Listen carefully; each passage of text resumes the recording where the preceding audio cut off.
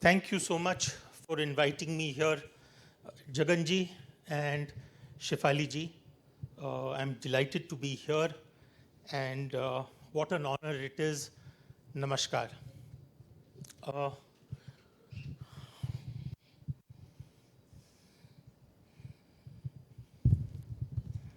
Jaganji, how much time do I have? 45 minutes, sir. Okay.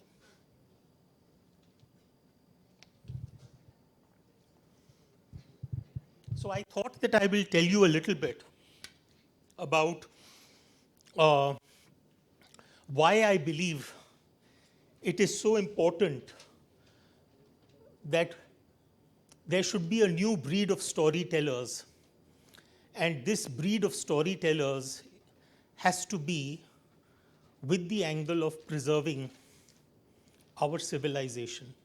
Because there is an entire generation of children who are growing up completely deracinated, who simply do not understand where they come from. And as the old proverb goes, you can't know where you're going unless you know where you have been. So let me start by telling you a little bit about how I got into this.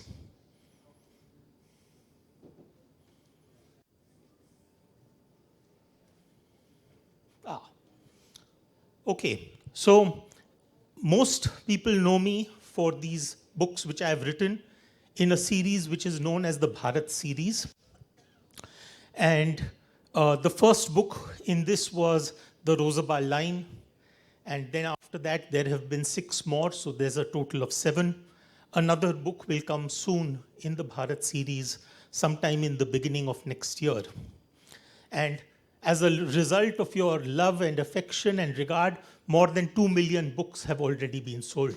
So I'm very, very grateful for that.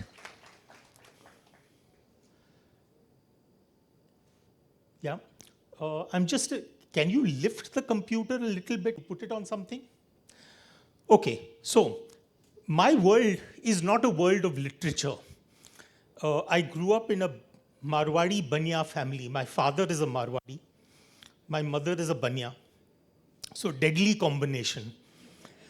And the world I grew up in, there were only 2 very important words in your vocabulary.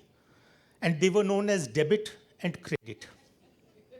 And if you knew those 2 words, you knew the entire vocabulary, the entire English dictionary.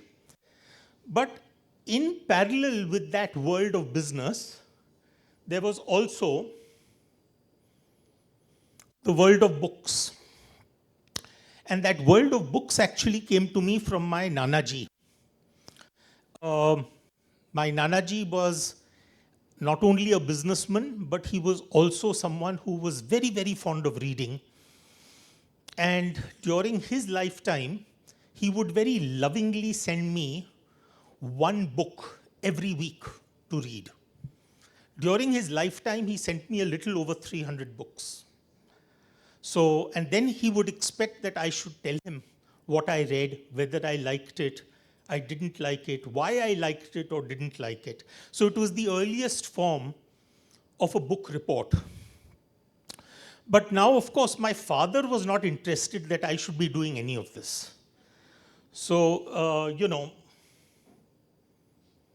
in the world of business, from a very young age, I used to be sent to the office where there was a Munimji, and he used to teach me debit and credit.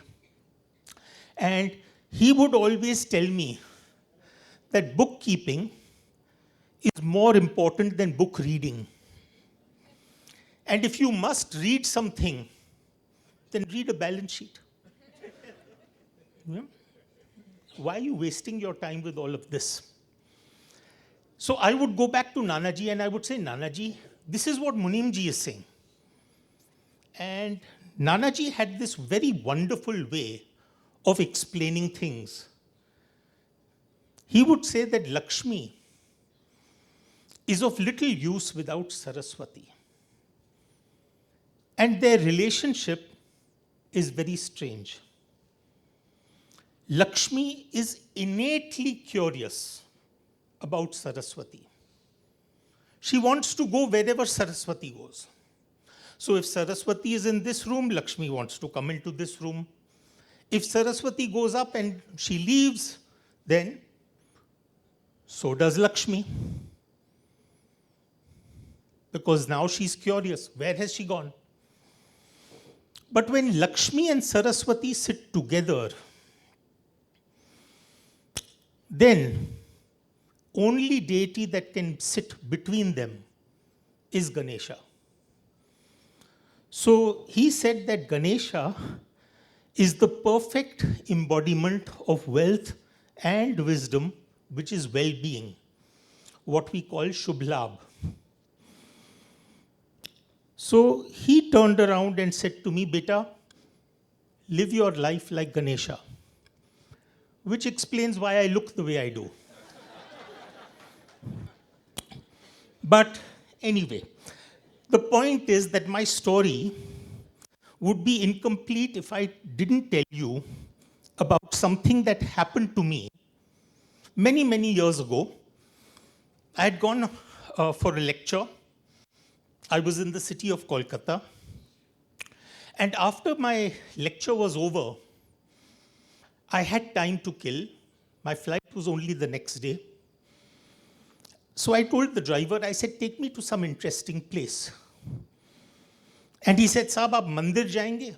So now when you're in Calcutta, you take it for granted that you're going to be taken to a Durga or a Kali mandir. So we went. The place was 10A Sridhar Roy Road. Make a note of the address. The next time you're in Calcutta, please do go there. I was very surprised when I went there because it was a very, very simple temple. Very simple. And it had a green colored throne. And there were people standing there performing Aarti and Puja. Overall size would not be more than 15 by 15 probably. And on that temple throne was a picture of Amitabh Bachchan. Absolutely. I spoke about it with Amitabh ji, by the way. And then on that throne, there was a pair of shoes which had been used in the shooting of Coolie. And I pinched myself. I said, is this really happening? Is there a temple dedicated to Amitabh Bachchan? And so I came out. And of course, now, by the way, there isn't a photo. Now it's a life-size statue. And I came outside. And there was this little boy. Should I come downstairs? I think there's some problem with the pointer. Yeah? I'm thinking I'll just, maybe if I come down, the signal will be better. Okay, so I'll just say next. Okay, so there was this little boy, and he was selling stuff which is required for the mandir. So, you know, flowers and coconuts and agarbattis and prasad, all of that. And I didn't buy any of that. But then he offered me something that I couldn't resist. He offered me this little booklet, and it was called the Amitabh Chalisa.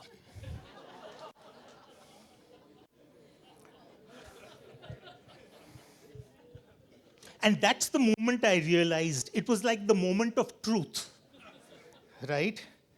I was thinking to myself, I said, okay, Ashwin, now I'm waiting for my car to come. And I think to myself that supposing the brakes of this car fail, and instead of picking me up, he knocks me down. And I die. And as per karmic theory, I am reborn 1,000 years later. And now the cult of Amitabh worship has really caught on.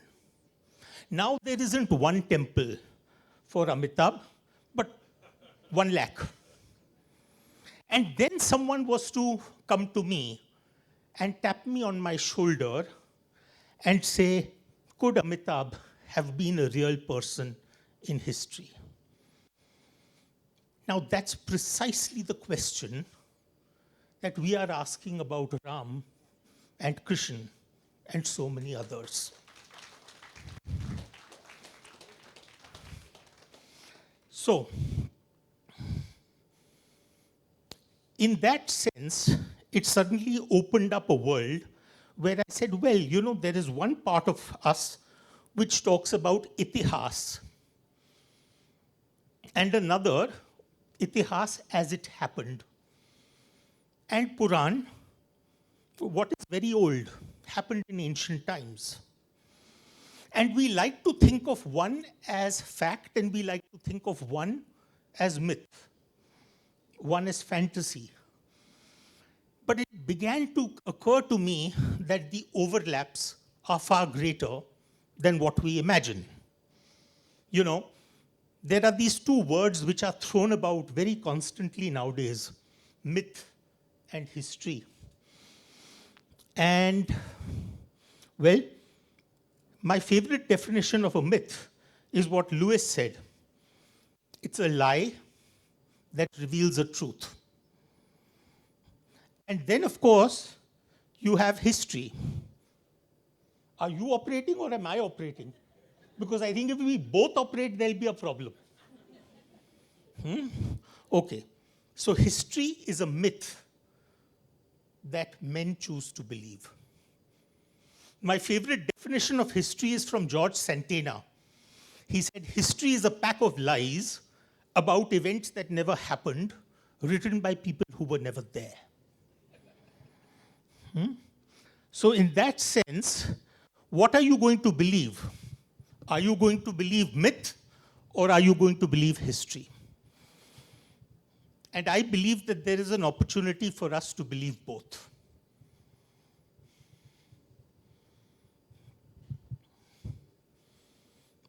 What I do, I take those two words, myth and history, and I try and combine them into a new word that is called mystery.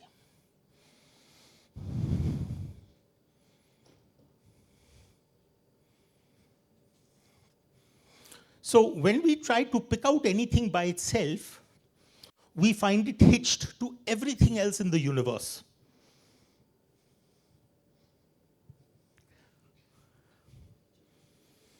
So let me take you through my journey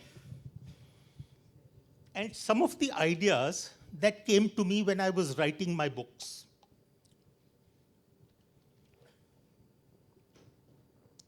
Let's start with the Rosabal line.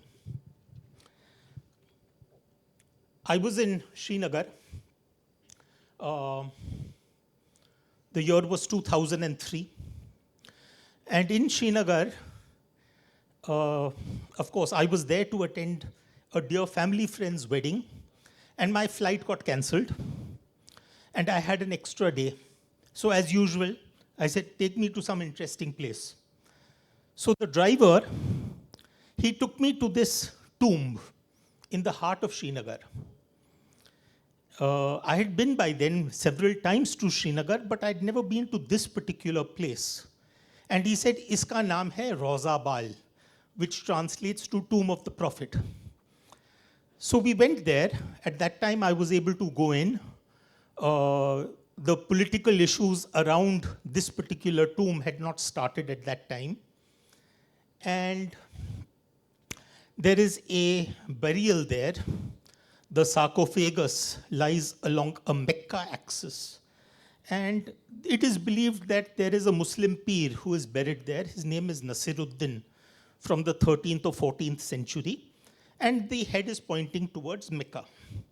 But what is very interesting about this tomb is that there is another grave below the grave on top. And that is not with the head pointing towards Mecca, that is east-west. And of course, the ancient Jews used to bury their dead in an east-west direction. And outside the tomb is a carving that depicts a pair of human feet, but also the marks of a crucifixion. And of course, in 1887, there was a Russian explorer, his name was Nicholas Notovich, who visited Ladakh, a monastery there. And in that Buddhist monastery, he came across an ancient scroll that spoke about a boy called Isa, a boy who came from Judea to study under the Buddhist masters. And then he went on to write a book about it. It was called The Unknown Life of Jesus Christ. And he was promptly arrested by the Russian Tsarist police for having committed blasphemy. But Rozabal and Notovich, they got me thinking, and that is where the idea for Rozabal line was born, that could there be a connection between what we consider as Abrahamic versus the Dharmic. And I began to think to myself, and by the way, for those who have read the Rozabal line, there have been many people who've asked me, and in all seriousness, they've asked me, Mr. Sanghi, what were you smoking when you wrote this book? And the honest to God truth is, I wasn't. Certain things just came. So, for example,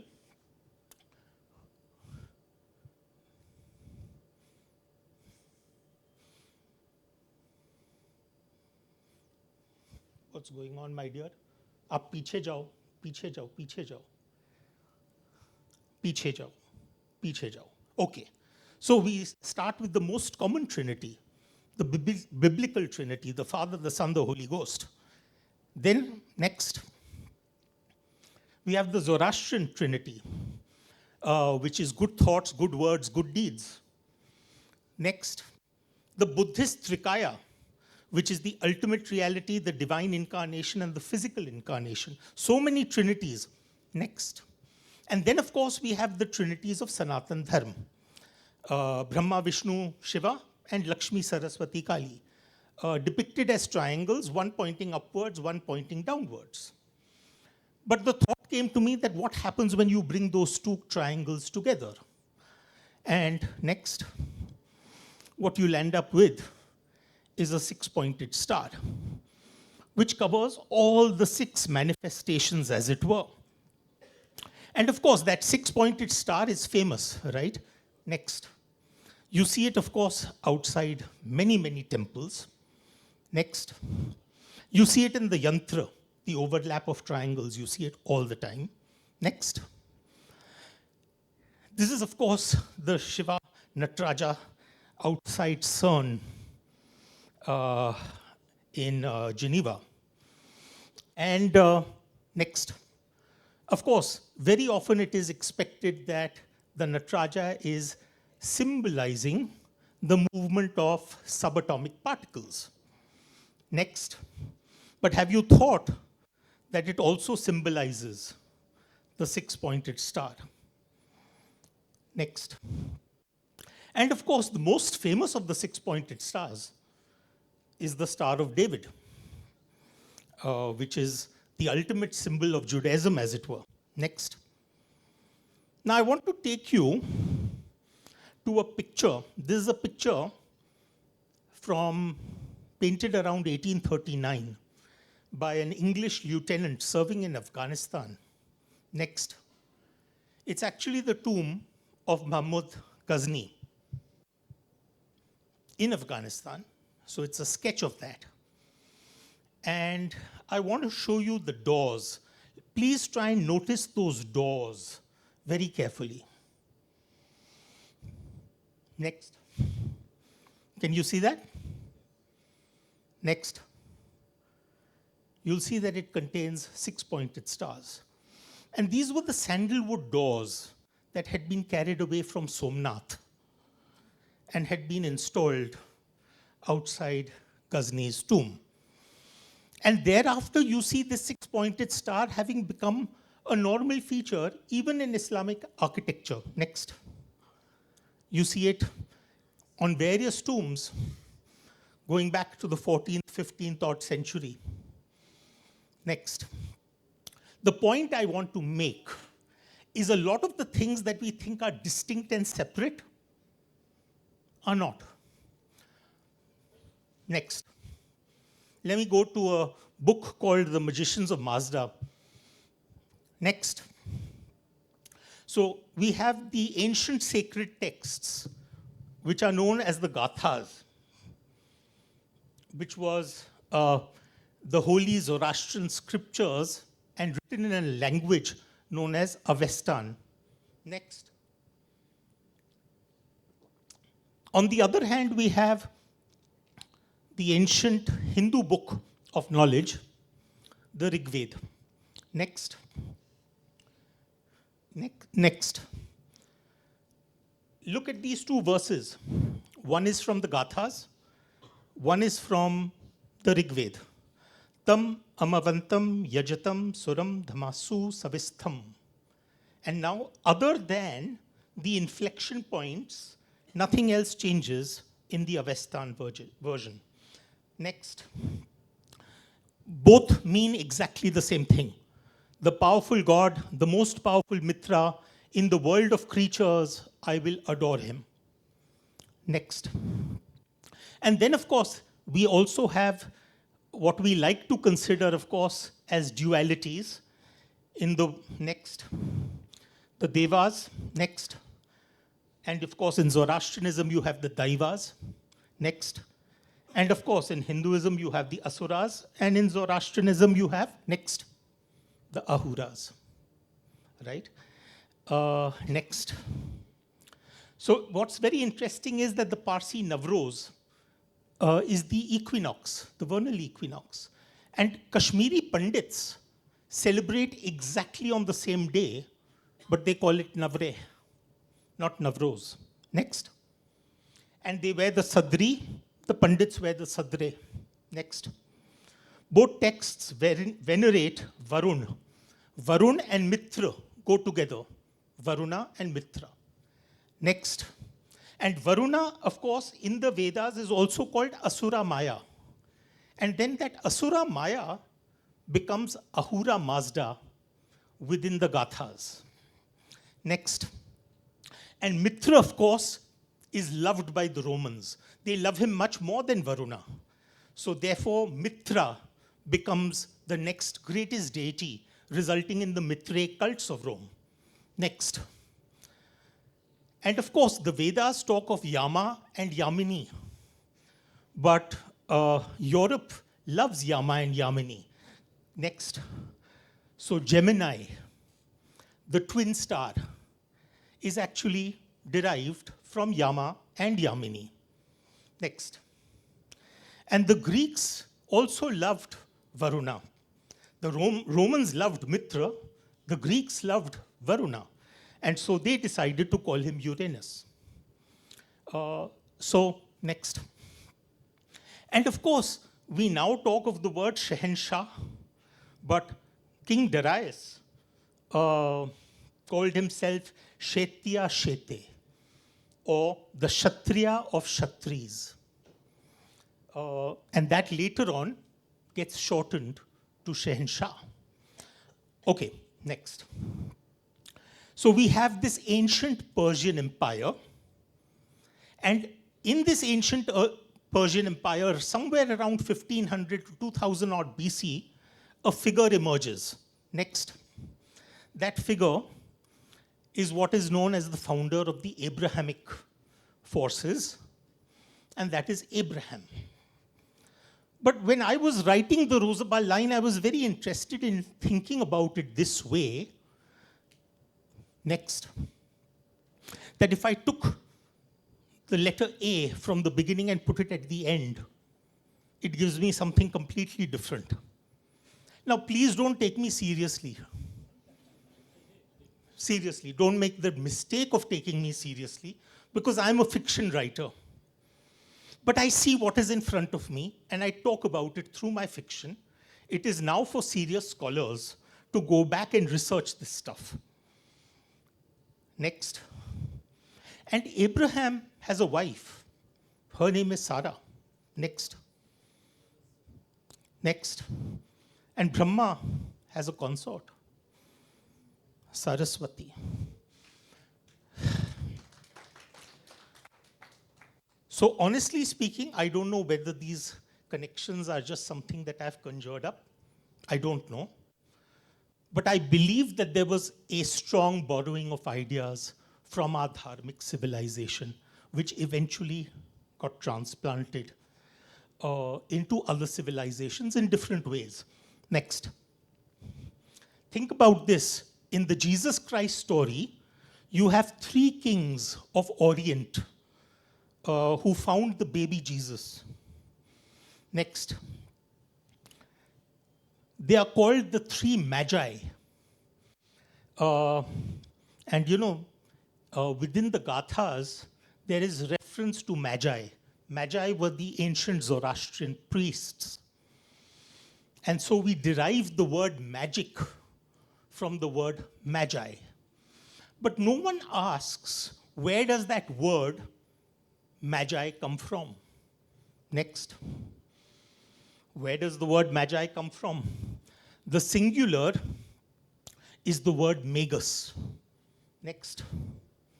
And magus itself comes from maga, which means great, exalted. For example, Lord Indra is called Magavan within the Vedas. So, next. Let me take you into another example. Next. Most of you would be familiar with Fibonacci numbers, right? It's basically a series, a sequence, where the number that exists is a summation of the previous 2 numbers. Next.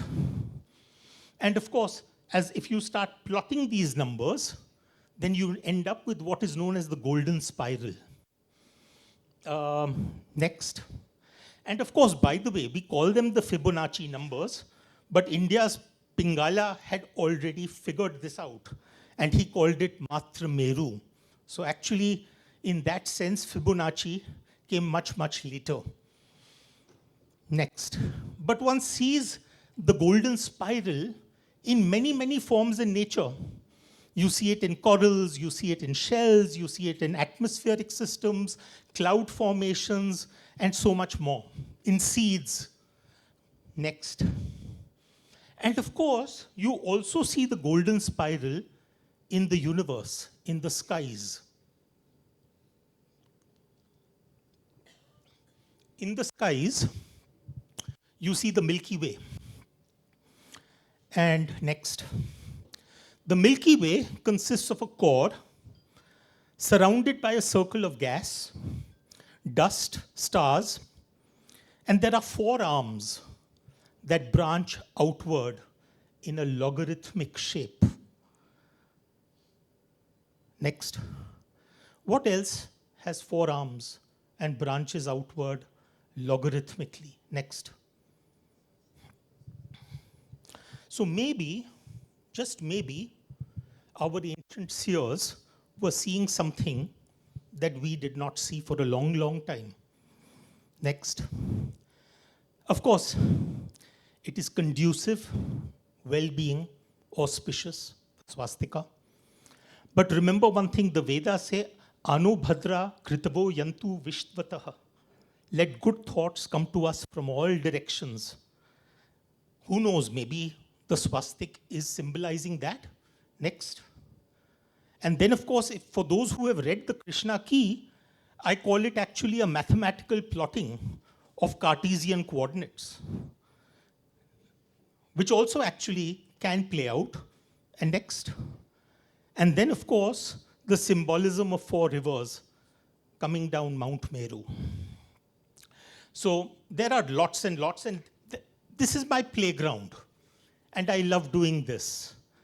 And because I'm a fiction writer, I don't need to really worry about trying to prove something to you.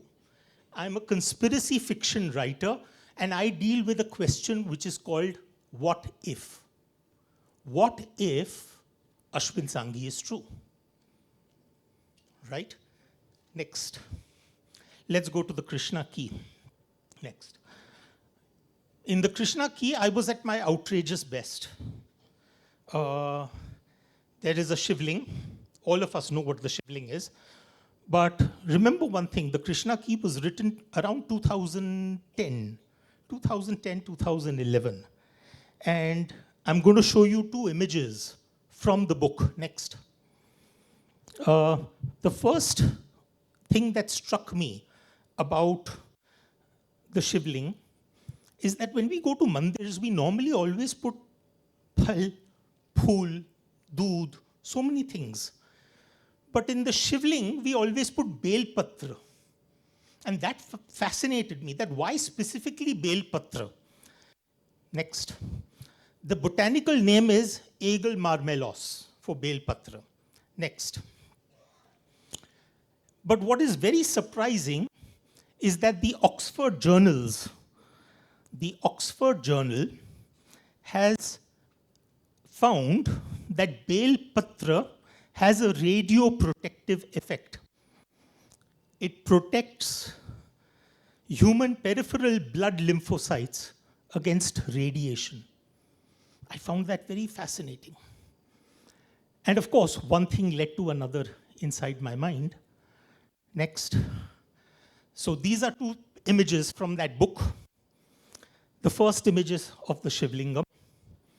The second image is the Baba Atomic Research Center. And then, of course, I said, well, next. Both have a domed structure. Next. Both have cooling coils for water. Next. Both have water spouts. And there were those who called me up and said, you've completely lost your mind. Next. Completely outrageous. Next. But I was thinking to myself that we have these two figures. Next. On one hand, we have Shiva, who we call Hara. Next. And we have Vishnu, call him Hari. Next. But you know what? When you start looking at the creation of the universe, you realize that there was something called the Big Bang. And that Big Bang started from a single point of energy, and the universe kept on expanding, expanding, expanding, and continues to expand until it will eventually go back into that single point, which is known as the Big Crunch. So the Big Bang and the Big Crunch. And I began to think to myself that could our seers have been talking about this? Next.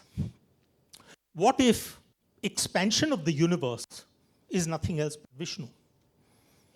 Next. And contraction is Shiv. Next. And what if the physical universe is Brahma, the actual creation that happens? Next. So I started thinking maybe Vishnu and Shiva. Next. Expansion and contraction. Next. Hari and Hara. Next. Fission and fusion. Is Haridwar. So Hara and Hari, in that sense, are interchangeable. Next. Next. Some numbers are fascinating, right? For example, the number 5. 5 Pandavas fought the Mahabharat war. Draupadi had 5 children. Carry on. I'm not going to read them out. So next, kar lo. Right? And then, of course, the other number is 18, which is also interesting. The Yadavs were a federation of 18 tribes. Stop. There were 18 Maharathis. The Great War was fought by 18 armies. You see that number 18 happening everywhere. Next. How much time? You've shown 10 minutes here. Okay, I'll try and wrap up quickly. Next. So, 108, 18, 1008, all of these are holy numbers. Next. Next. But the shape that fascinates me is the pentagon. And of course, it has a beautiful connection between 5 and 108 because you have 5 sides and the internal angle is 108. Next. And of course, a pentagon has 5 sides, but what has 5 faces? A pyramid. Next.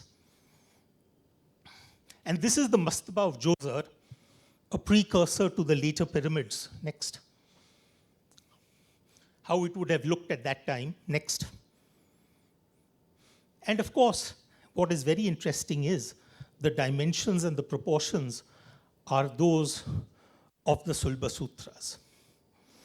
Next. Next, next, next, next. Okay, another fascinating symbol, Om. And of course, most of this jap is 108 times. Next. What we have here is the Holy Quran. Next. The very first line of the Quran, Bismillah, Al-Rahman, Al-Rahim. Next. Now, every letter in the Arabic system has a numerical value.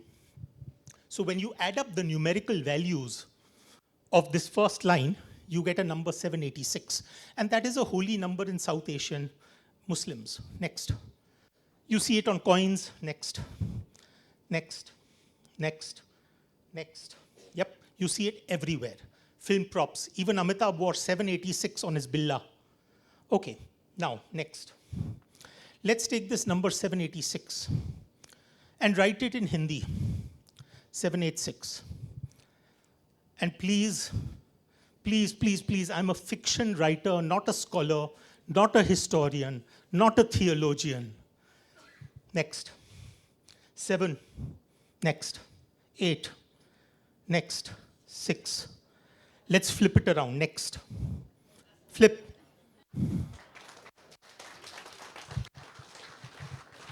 I like to see patterns. I see connections. I don't know whether they are true. Next. Next. This is a Japanese doll known as the Daruma doll. I'm not going to go into this because we are running short of time. I want to just wrap up. So next, next, next. But Daruma, that entire doll would not exist if it wasn't for a Pallava prince called Bodhidharma. Yeah. Next. Next. Next. Next, next, next. Okay, we stop here. Many truths. This is the amazing thing about where we live, which is Bharatvarsh. Next. You can have 300 versions of a single document, of a single work called the Ramayana. Next. Next, next, next, next. Sab kar lo. Different versions, and each of those versions has a very, very specific differentiation. Next, next, next, next, next, next. Yep. And of course, if you take all the verses of the Valmiki Ramayana and take the first letter of every 1,000 verses, next, next, next, kar lijiye, and you'll end up with the Gayatri Mantra, right? So, next. Next. So why do I tell the stories that I tell? Let's go. Next. Ashwin Sanghi's Rosabal line, the notion that dharmic thought played a role in the later evolution of Abrahamic thought. Chanakya's chant, the idea that we can rely on ancient statecraft in navigating today's world. Next. Krishna Ki, the notion that much of what we call myth is actually itihas. Next. The idea that Sanatan is focused on transforming from within. Next. The fact that ancient Bharat led the way in scientific thought. Next. The fact that Bharat's ideas covered a wide expanse, almost a Vedic arc, from Europe to Southeast Asia. Next. The reminder that those who are not conscious of their civilization will eventually lose it. Next. So Sanatan Dharma is the perfect example of a no formula faith, no single church, pope, or holy book. Next. You can have 33 kotis. The path to realization can be yantra, tantra, mantra, or any of the above. You can worship the Buddha as the ninth avatar of Vishnu. You bow your head while passing a temple or a gurdwara or a church or a dargah. Within you is ingrained the idea that all paths are a path to a divine. Next. You can be ritualistic, spiritualistic, tantric, astic, nastic, or simply fantastic. It doesn't matter. Next. You can worship an idol, cow, sun, moon, fire, river, the heavens, or even another human. Next. You call a shivling a stone, I call a stone a shivling. We are both welcome. Next. Pray in your home, in a temple, at a cremation pyre, or not pray at all. Next. Be Shaivite, Vaishnavite, believe in Shakti or Bhakti. Next. Vegetarian, omnivore, straight, gay, bi, whatever. It's all there. Next. You may work towards artha, kama, dharma, moksha, or combinations thereof. Next. You can have 300 versions of the Ramayana, but your version does not negate mine. And the Upanishads, Vasudeva Kutumbakam, accepts the world as a family. Next. So I want you to look at this image, guys. I'm going to take only now 60 seconds more. How many see horses? How many of you see horses? And how many of you see the face of a woman? Wonderful. Yeah, but both are there, right? Next. How many of you see a young woman? Lovely. And how many see an old woman? Yeah, but both are there. Next. How many of you see two young girls? And how many of you see a skull? Yeah. Okay, next. How many of you see a man? And how many see a penguin? Lovely. How many of you see a young man in a farm? And how many of you see an old face? Next. How many of you see a saxophone player? And how many of you see a girl? Yeah, lovely. Next. So, the way I see Sanatan Dharma is that it's actually a pair of 3D glasses in a movie. And that you can have all different beams of light coming your way. And you find a way to make a holistic whole of it. Next. Most people will see one image or the other. With some effort, you can train your mind to see both. The ability to simultaneously entertain the opposite ideas is where Sanatan Dharma begins. You have to train your mind to view the alternative as a legitimate outcome. So don't treat everything as false. Next. Because it could be true. And what you think is true, next, could be false. Next. Next. Thank you.